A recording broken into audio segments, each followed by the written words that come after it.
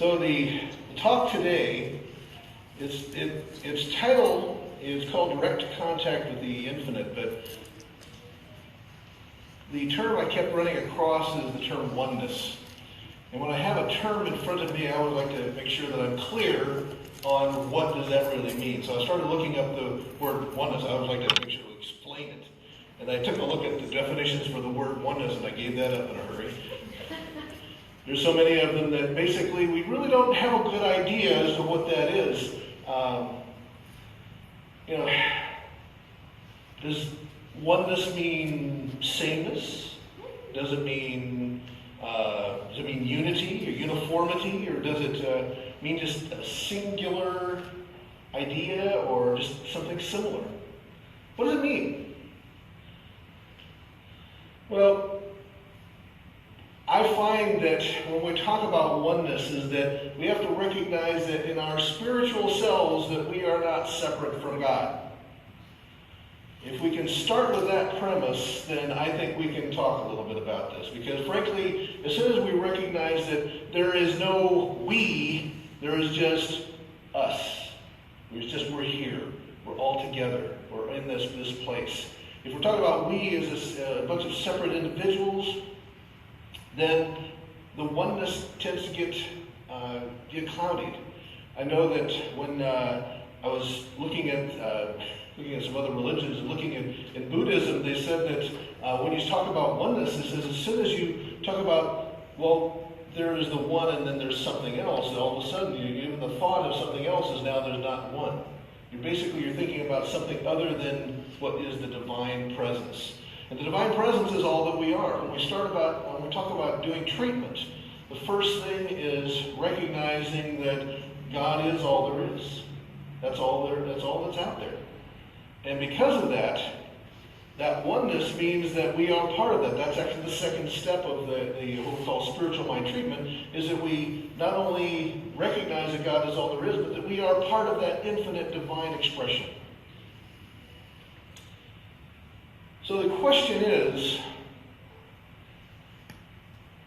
that if we're not feeling it, if we don't really say, okay, this is something I recognize as to who I am, then what is it that I need to do to change? What is it that I need to do? How do I draw closer to this? How do I recognize this oneness? It says, well, we've all been given a gift. And that gift is that we can actually look inside and find this presence. It's already there. It's already inside us. We have to recognize that that's the case. And then we need to sometimes figure out how to connect with it. And I'd love to be able to tell you that everyone is exactly the same. That I can say, this is this. If you do this, this, and this, it's always going to be the case. No, it's not always the case, because sometimes people have different experiences, different energies that need to be addressed. And the thing is for us to be able to embody the idea that we are one with God, there's too many individual energies that basically that make up this divine presence, that in order for us to connect with it, sometimes we have to think, sometimes we have to pray, sometimes we have to meditate, sometimes we have to do good works, we have to get out of ourselves, get ourselves out of the way. There's a lot of different things that we can do, but we still need to look for that presence within. We need to continually allow that presence to come through. The thing is that the question we should be asking when we're talking about oneness is that, what is our relationship to God? No, that's not it. It's, what is our relationship to God as expressing as us? When we come to the idea that God is us expressing, that's actually how God expresses into our world. It's through us. It's through that presence that's within us. And as we allow it to work, is when the divine presence shows up, is when the divine presence allows the heaven on earth to show up. As we embody that idea, we are needing to make sure that we are clearly identifying that we are in the presence of something that we are part of something larger than what we think we are.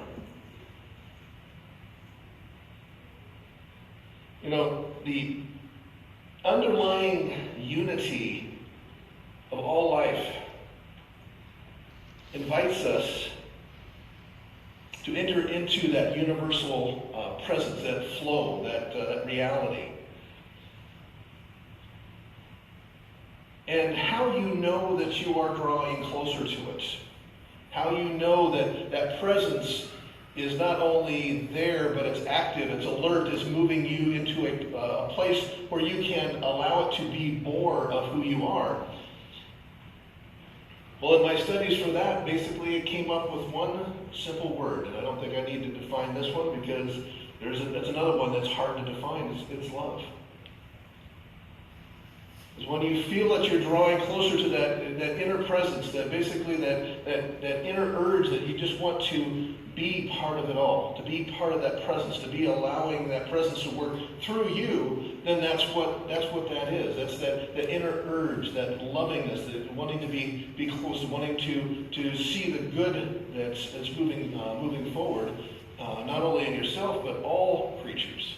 And you recognize that inner love, when you can recognize it within yourself, and you get to that place that you can feel it, then you start recognizing that, oh gee, there's other entities here as well. We're all kind of connected at one, and that energy is all coming from the same source, and it just happens to be expressing in different ways. And that's the wonderful creativity of God, is that it allows us to have a unique way of showing up in the world. And that's what I'm trying to bring forth every time I give a talk here, is that you have a choice. God gives you a choice, and that's what we're looking for you to do, is to choose, to move forward, to allow that presence to be more of who you are.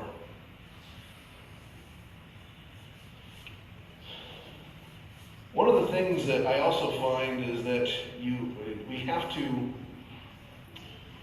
recognize that sometimes we get in our own way.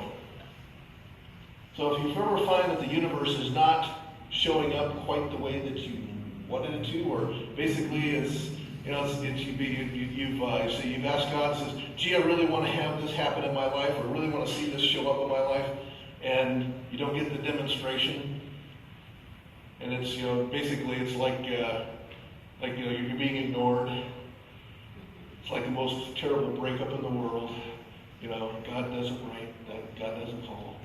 You wonder what's going to happen. Is it ever going to be the same? The thing is that God always did respond to this. The thing is, sometimes God responds and saying, you're not ready yet. You're something that needs to happen before this shows up in your life. There was a point in time that I thought I was going to be a professional tennis player. I soon learned that I did not have the stamina to be able to do that. And not that I couldn't do it, but I didn't have the ability, I shouldn't say that. I didn't have the will to basically do all the work that was necessary to get me into sufficient shape to be able to do that. I did have a wicked backhand, though, just to say. The thing is that the good news is that I know that that's the case. I was talking to the musicians up here, and I was saying, I'm so glad that you're singing, because you don't want to be listening to me sing. I'm just not a blessing to many ears. That's the trouble. The thing is that I also recognize that all voices have the capacity. It's just something that it has to be developed. So I just consider myself to have an undeveloped voice so far. And I haven't taken the time to learn how to develop it right either. So the thing is that there's all sorts of things that show up. And the thing is that as we allow the universe to be expressing through us, the God to be expressing through us, all sorts of things can show up. All sorts of things can be allowed to become who we are. It's just that not only do you have to choose, but you have to do the work that's necessary to allow it to continue to go and flow. And sometimes that just is a simple knowing this is, okay, I want to support this. This is what this is an organization or an entity that I want to support. And all you need to do is basically just say that they need funding, or they need hours, or they need some level of talent to show up so that they can actually do that. This church is a great example of that, is that we have tremendous talent and tremendous skills. Basically, for most of us, basically, we need to just make sure that we keep supporting it financially, and all of a sudden it tends to grow.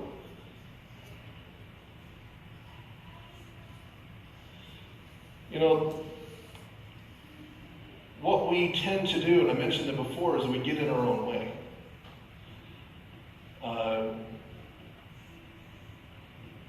Ralph Waldo Emerson has a wonderful way of describing it. He talks about our bloated nothingness.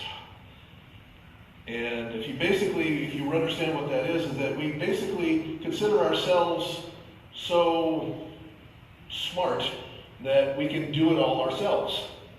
The thing is that we don't necessarily have the perspective that God does. So frankly, a lot of times we start saying, and we go forward, and we're doing it all, and God's waiting behind us saying, "Okay, I'll wait until you're done." And that's part of that waiting process. Is that He basically says you're not ready yet because you're not willing to let God work through. You're not willing to let God show up. And the thing is that because we stand in the way of our own good, that we don't get the full measure of good that we really could be having.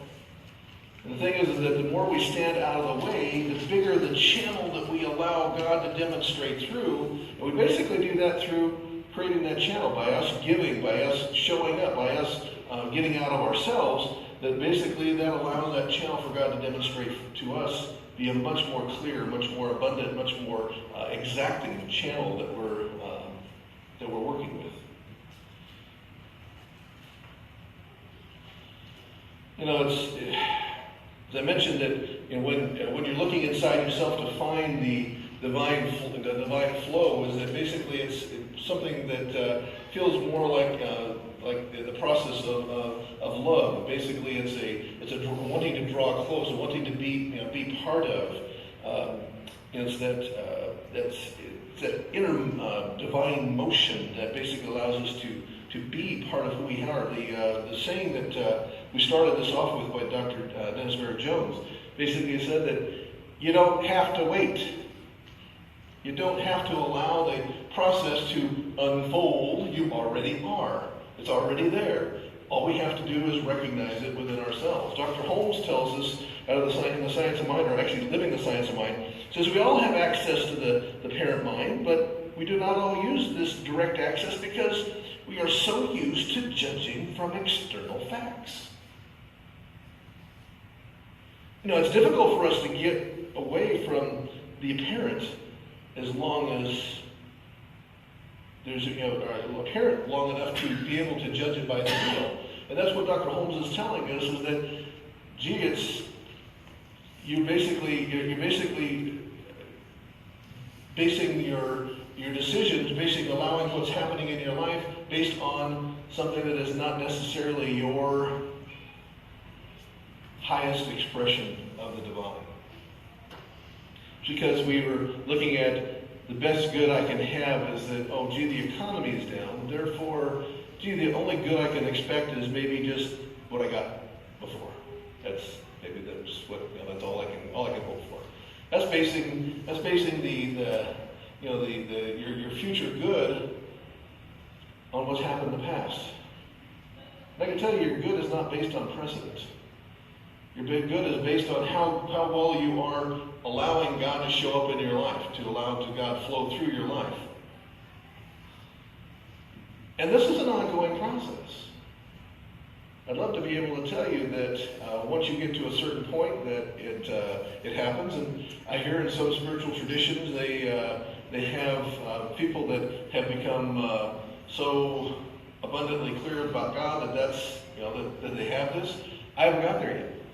I'm there. I'm figuring it out right along with you. I have figured out a lot of things. I've been doing this ministry gig for a little over 20 years, and I'm better at it than I used to be. That's all I can say. And it's because of practice. And that's what we're looking at. Let's practice this. Let's actually get out of our heads, get out of the judgment of the external, and get into our hearts. Basically, base it on our intuition. Base it on what basically the divine wants to share with you. The divine will actually give you that guidance. You just have to allow it to show up in your life. You have to allow it to be part of who you are.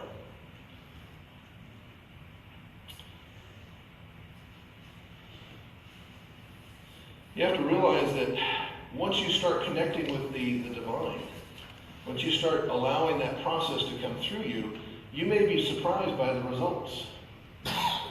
You may be thinking, "Oh my gosh, this is better than I could have ever done by myself."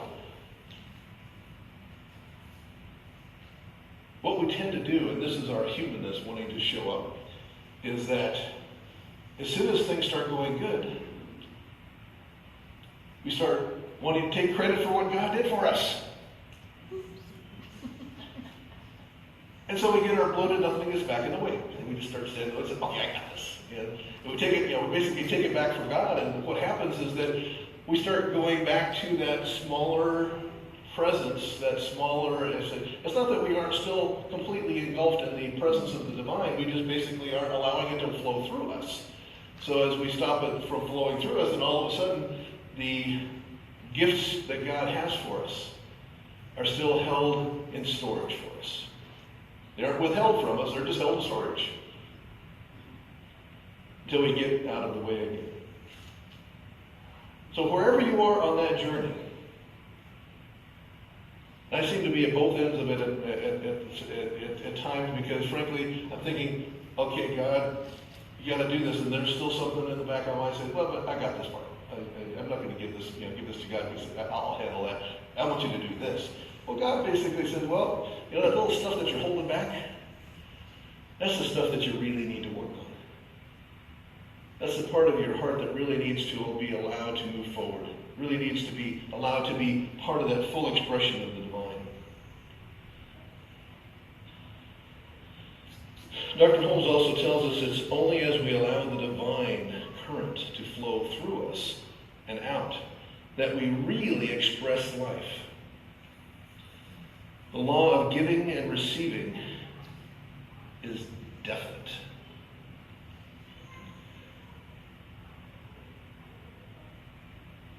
There's an affirmation, or you might call it a chant, that if you've been around us long enough, you've probably heard it before. It's a 4-step chant that it goes as, "And there is only one life. That life is God's life. That life is perfect. That life is my life now." So the thing is that chant, it basically allows us to get into our headspace. I remember doing this I was at a Buddhist retreat for a weekend, and the insights as to me knowing that I have said these words 1,000 times, but really didn't even pay attention to what I was saying. Do you ever do that? You just say, just because somebody else said it, you do it? I did. The thing is that I start recognizing this, what does that really mean? There's only one life. I said, that woke me up to the idea that this isn't just a haphazard experience out there just waiting to happen, that basically we're just a bunch of molecules waiting to bounce off each other. That there is an energy that's out there that's willing to be creative. And the thing is that not only is it that, but the next step is that life is God's life, is that there is a consciousness behind that energy. That it's a creative consciousness that wants to be part of who you are. The thing is that as we recognize that there is an energy, and that God is that energy, God is all there is, and we recognize that it's perfect. So basically, God has it figured out. That's what the 3rd step is. God figured that thing out a long time ago. And the thing is that we keep trying to figure it out ourselves, and we do an okay job at it sometimes, but most of the time we don't. The thing is that that's what's stopping us from moving forward. And then basically we do that last step. We unify with the step. That's actually one of the steps of treatment, is that we recognize that life is my life now.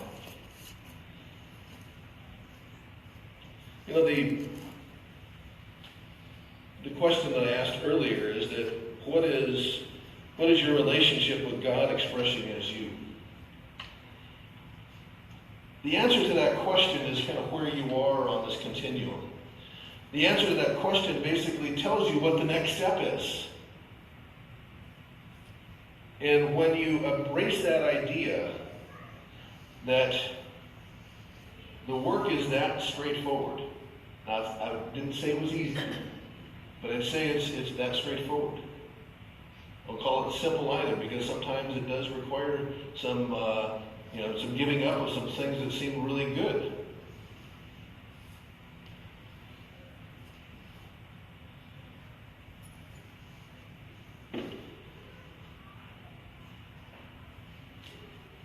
Eckhart Tolle basically has a passage in one of his books. It's basically, in the stillness of your presence, you can feel your own formless and timeless reality as the unmanifested life that animates your physical form. You can then feel the same life deep within every other human and every other creature.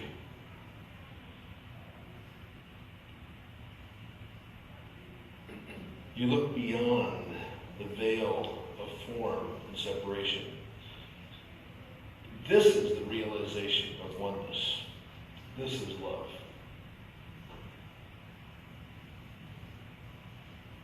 My charge this week is to find that space. Draw close to that presence. If you're having trouble finding the loving expression within you, or that there's something that you just quite can't love, then we do have an extraordinary gift of having some terribly good, wonderfully good practitioners. Having worked with them now for just a few weeks, I recognize that they are powerful beings. They know how to work with spiritual mind treatment. They know what scientific prayer is, and they know how to use it. And there's a reason why we use practitioners, is that sometimes we are so stuck in our stuff that we can't see the way out. We basically think, oh, I've tried going this way and that way, this way and that way, and I've tried everything and I can't get out. Well, a practitioner will know you're good for you, will be able to see that divine presence for you until you can see it for yourself. So I guess this is an advertisement for use our practitioners. Allow that presence to be guided. And when you have a spot that you can't look into, there's a spot that you just can't quite let go of, then find a professional. That's what these practitioners are. They will help you find the gift, or at least put you on the right path. And as you continue to flow and grow in this process, then we know that this is going to be the wonderful expression that we know it can be for you. So again, the question is, what is your relationship with God? Namaste.